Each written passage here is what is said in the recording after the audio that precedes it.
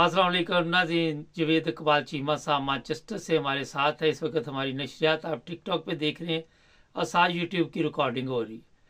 चीमा साहब, नई पार्लियामेंट आ गई है, बड़ा शोर शराबा है। आप समझते हैं कोई इनसे अवाम को भी फायदा पहुंचेगा, ये सिर्फ अपने फायदे के लिए आए हैं? मुबारक साहब, बहुत मेहरबानी, बहुत शुक्रिया आपका कि आपने मुझे लाइन पे लिया।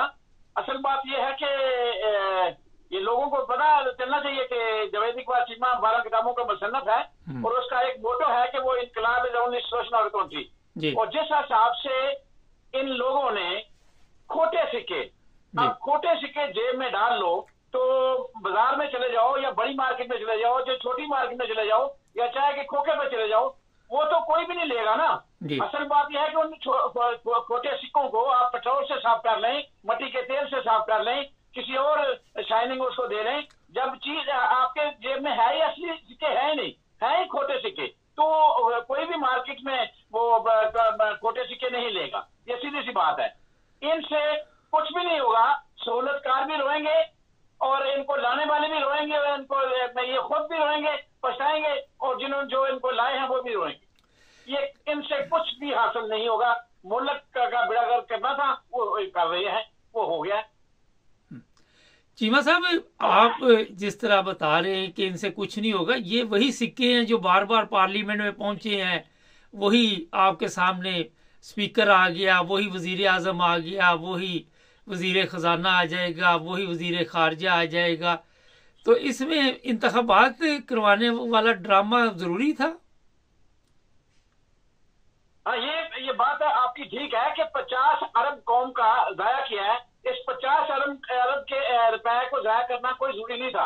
अगर यही काम करना था तो नोटिफिकेशन कर देते, जिस तरह काकड़ को लाए थे इस तरह इनको ले आते। मगर इसमें एक और बात है ना, वो फायदा हुआ है ना। असल में उन्होंने 50 अरब रुपए जो है ना, वो उसमें भी कमाया है, उसमें भी कमीशन कमाई गई है। उसमें जो उनका कौन साफ करने वाला है कि 50 अरब कहाँ लगा। उसके अलावा जो अरबों रुपए कमाए गए हैं, एक एक जरदारी ने सिंध को क्लीन लिया है, तो उसने उसको पैसे दिए हैं। और एमएनए फी हिसाब से एमएनए, कई एमएनए हैं जिनको कहा गया था कि आप 9 करोड़ दे दें, आप 10 करोड़ दे दें, कई 20 करोड़ पे बिके हैं। तो इस तरह के जब एमएनए इजाफी तौर पे नहीं दे सका तो पार्टी ने अपने तौर पे पैसे दिए। अब जरदारी ने या नवाजी ने पैसे दिए तो कोई जेब से थोड़ी दिए हैं। इसी कौम के पैसे, लूटे हुए पैसे, सिंध का पैसा, पंजाब का पैसा, वही लूटा हुआ था, वही इन्होंने जर्नैलों को दे दिया। अब उसमें ये फायदा हो गया है कि जर्नैलों को अरबों रुपए मिल गए हैं।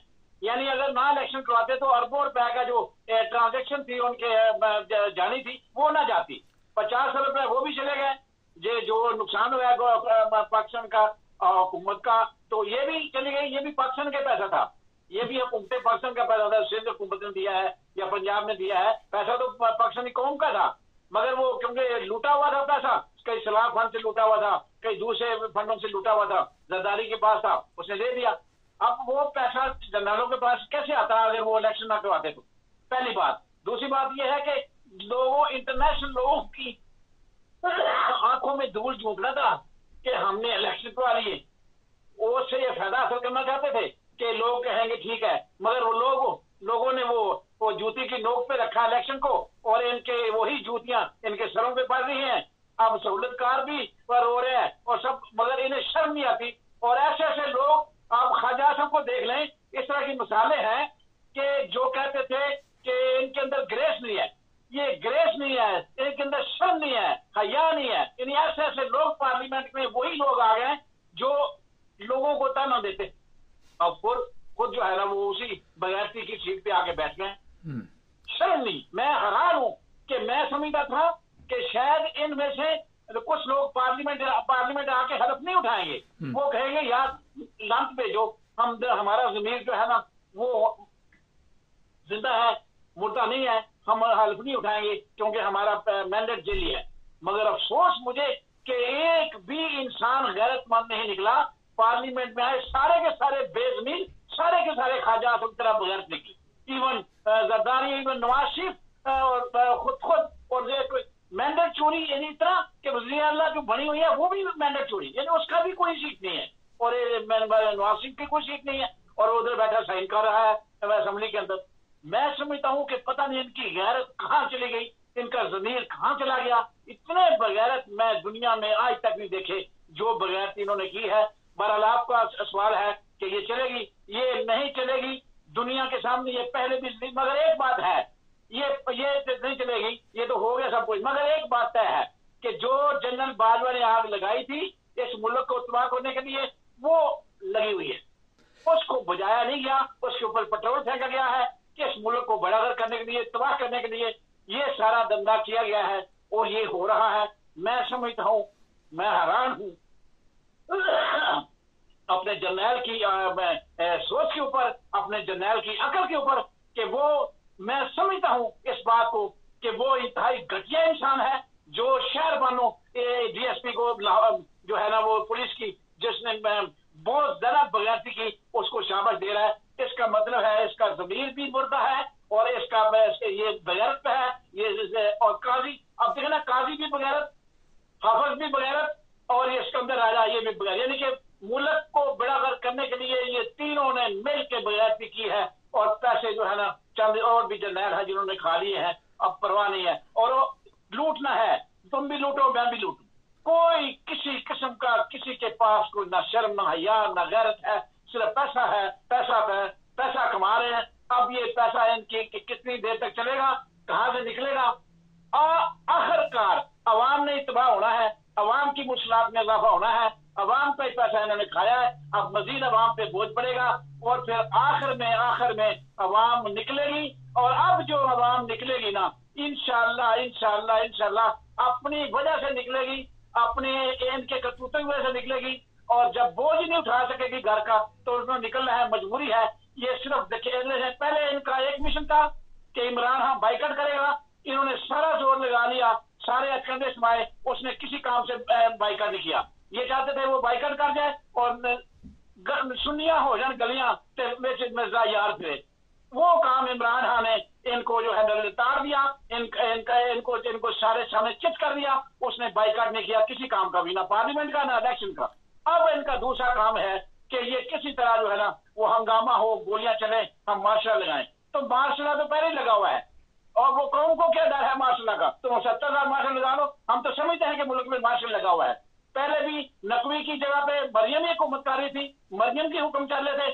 अब मरियम वज़ीर है, मैं तो समझता पहले भी मरियम ही वज़ीर थी, वहां भी वही हुक्म चल रहे थे। अब वो मजीद बदयांती भी हो गई, लोगों के ऊपर जुल्म भी होगा, तो आखिरकार लोगों ने निकलना है। और फिर वो तुम देखो तमाशा, मैं भी देखूं तमाशा, फिर जो होगा फिर ये आगे होंगे सारे बजारत और अवाम के पीछे होगी। अब वो 9 मई का वाकया नहीं होगा, अब जाती उम्रा भी चलेगा, चले अब चीमा साहब लगेगी और ये फिर आग जो है ना इनके जीएस की उधर पहुंचेगी। फिर ये सारे बूटों वाले भी दौड़ेंगे और इंशाअल्लाह ये तो वैसे पहले दौड़ जाएंगे।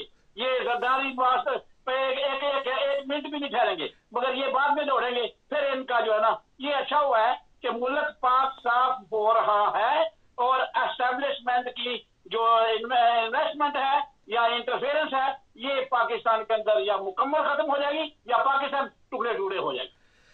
अच्छा चीमा साहब, काफी गुस्से में आप हैं, एक दो सवालात है, गाली भी आप निकाल के जरा प्लीज एहतियात कीजिए क्योंकि फिर वो प्रॉब्लम हो जाती है। हमारे चैनल को बड़ी दुनिया देखती है, यूट्यूब पे जाके, टिकटॉक पे तो चलो लोग देख लेते हैं, आदी हो चुके हैं, मगर यूट्यूब पे जरा एहतियात करनी पड़ती है। इस वक्त रिकॉर्डिंग यूट्यूब की भी हो रही है।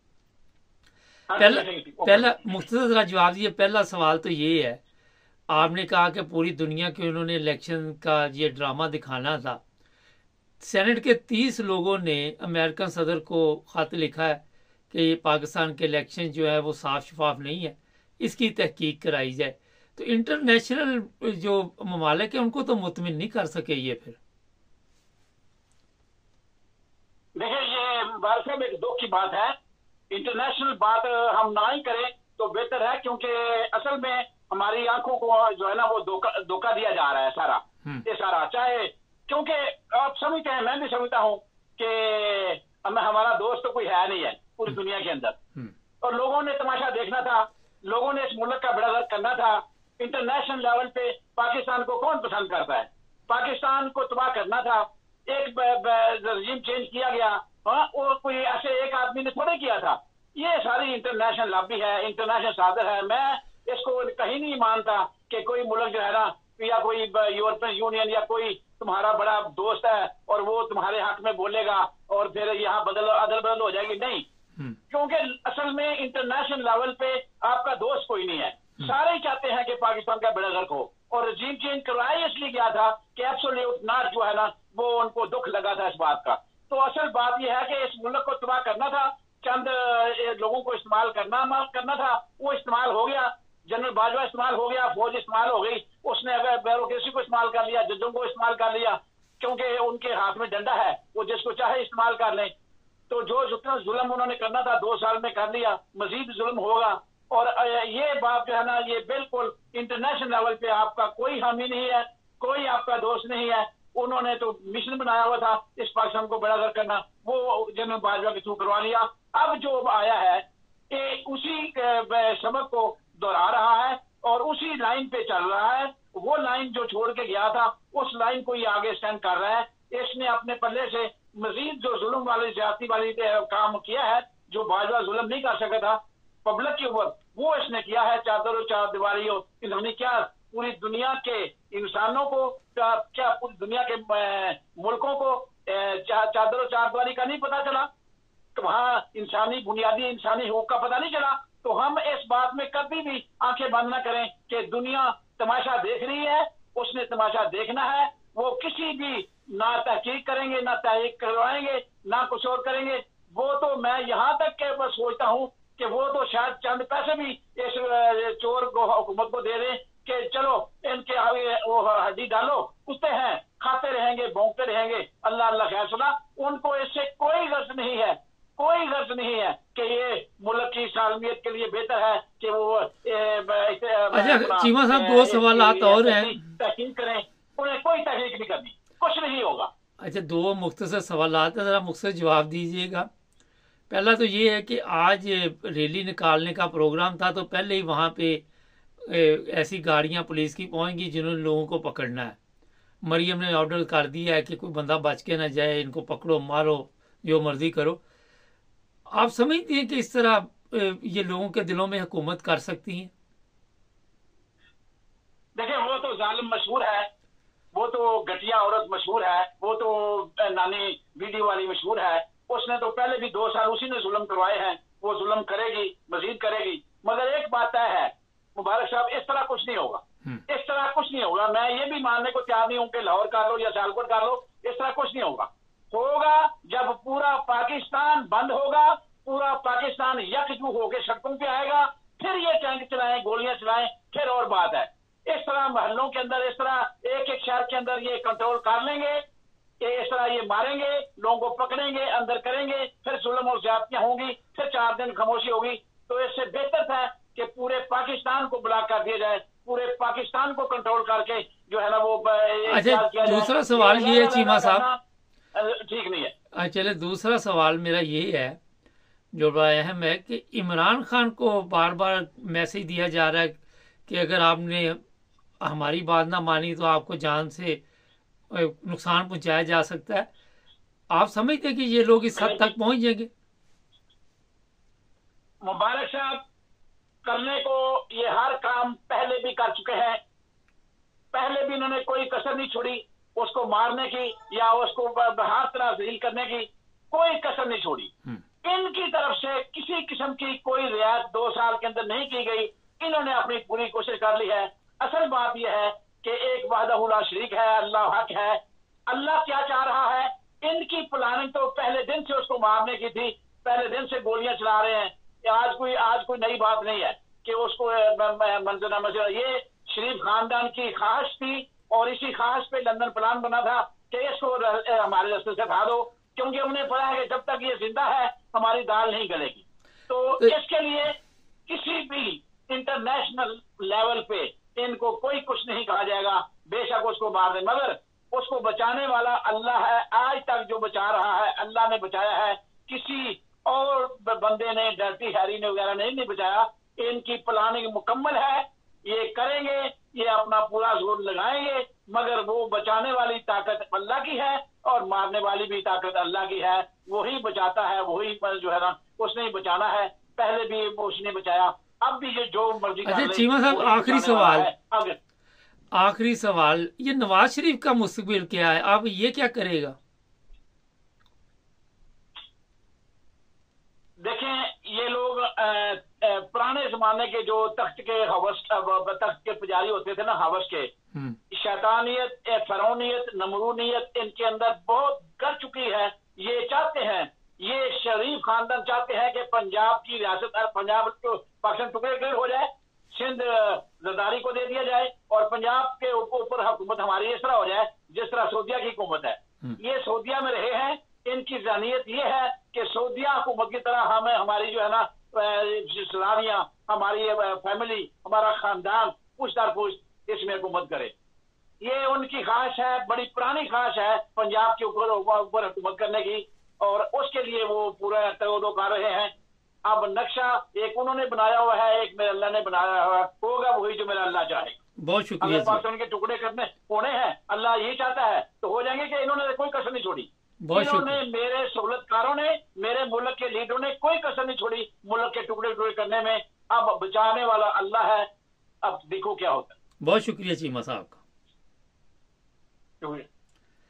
नाज़रीन, जावेद इकबाल चीमा साहब मैनचेस्टर से थे, और ये जनाब मैं बता देता हूँ कि मजहबी स्कॉलर भी हैं। इनकी तस्वीर मैं लगानी चाह रहा था, तो बाद में मेरे जहन में ये चीज़ आई। यूट्यूब से हमारी नशरियात अब बंद करते हैं, टिकटॉक पे अभी हम मौजूद हैं। हमें सब्सक्राइब करें, जुड़े रहें हमारे साथ, फॉलो कीजिए, अपना ख्याल रखें।